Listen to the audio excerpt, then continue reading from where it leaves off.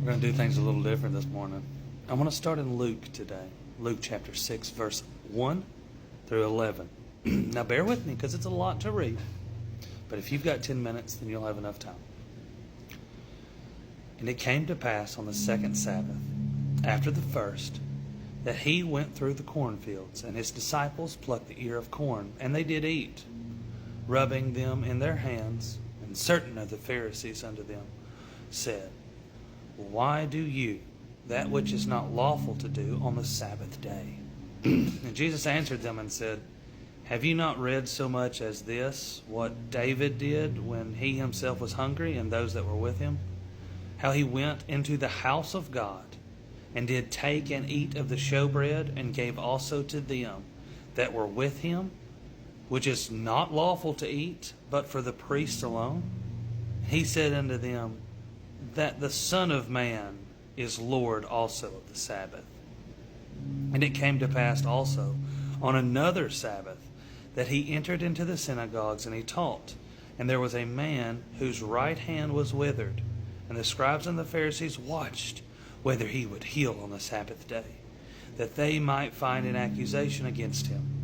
But he knew their thoughts, and said to the man with the withered hand, Rise up, stand forth in the midst.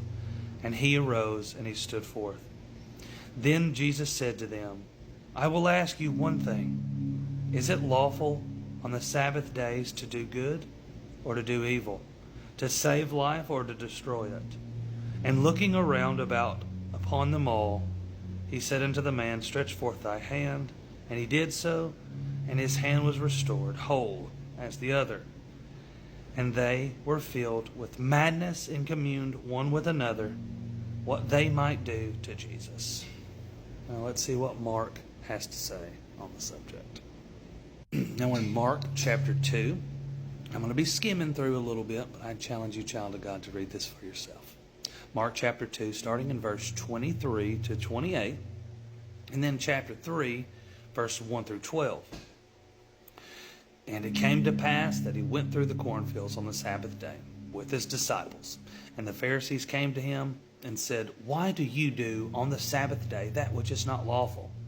And Jesus gave the same response as he did in Luke. Do you not remember what David did? And he actually gives here the name of the priest that was with him, that gave them the showbread, and how they fed them and so forth. And Jesus says in verse 27, The Sabbath was made for man, and not man for the Sabbath. Therefore, the Son of Man is Lord also on the Sabbath. And he entered again into the synagogues. And there was a man there with a withered hand.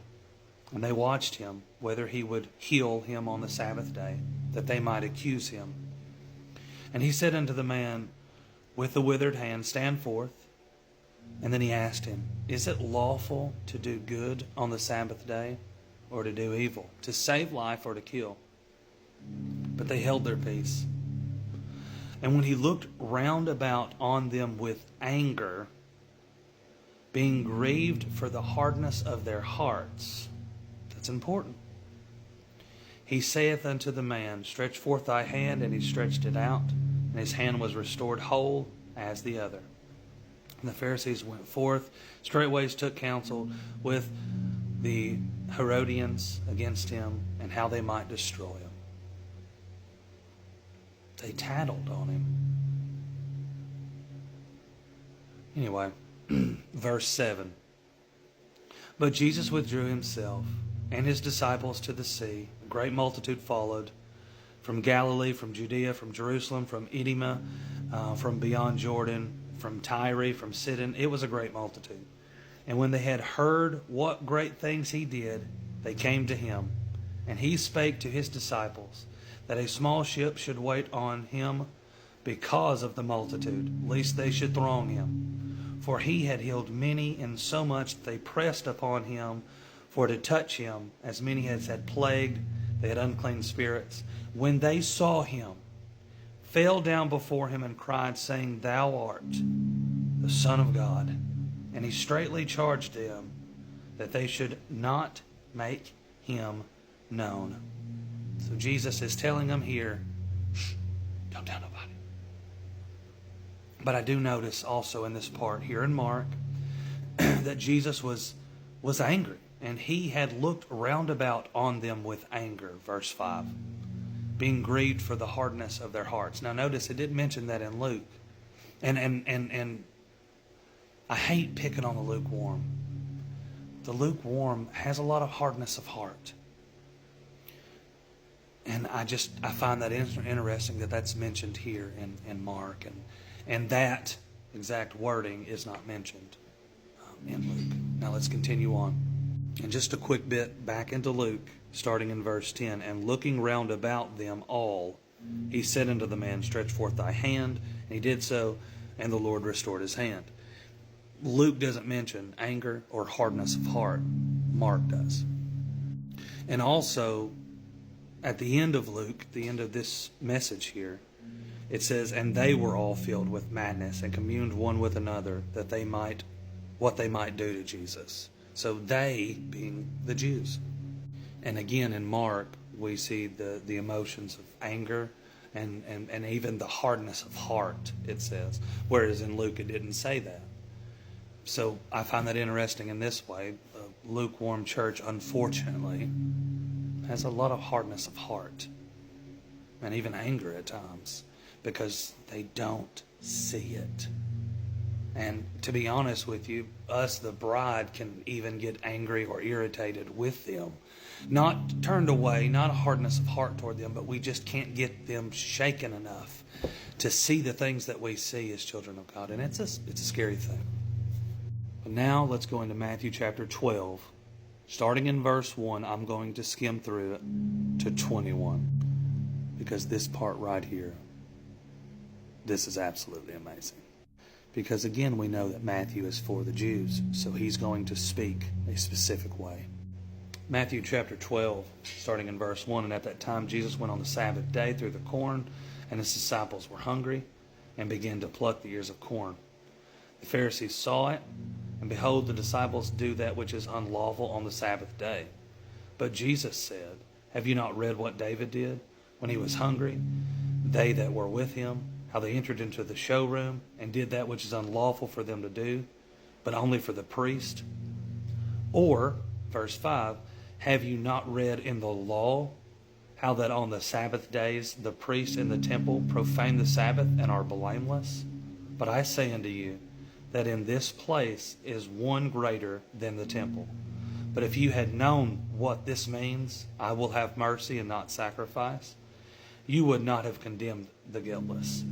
For the Son of Man is Lord even on the Sabbath day. Now really quickly, he mentions here the law, which he doesn't mention in Mark. He doesn't mention in Luke because we don't need the law. We trust Jesus fully. But also, I find it interesting that he also mentions, I will have mercy and not sacrifice. Do you want the long version or the short version?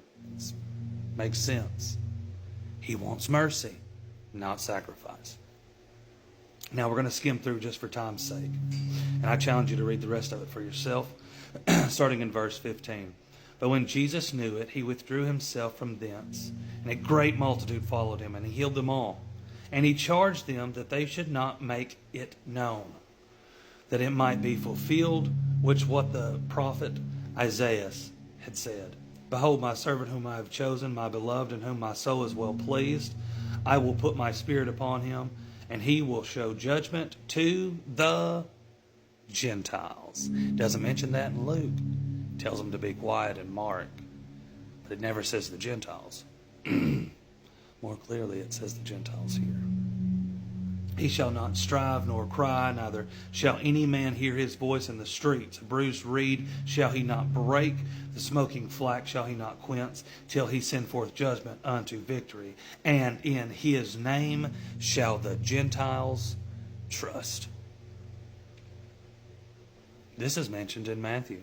Matthew for the Jews, Mark for the lukewarm, and Luke for the bride of Christ. I know I've said it time and time again, but it needs to be shared. Jesus is Lord of the Sabbath in Matthew, Mark, and Luke. I challenge you to read that for yourself. I love you all. Control to Major Tom. I'm slipping.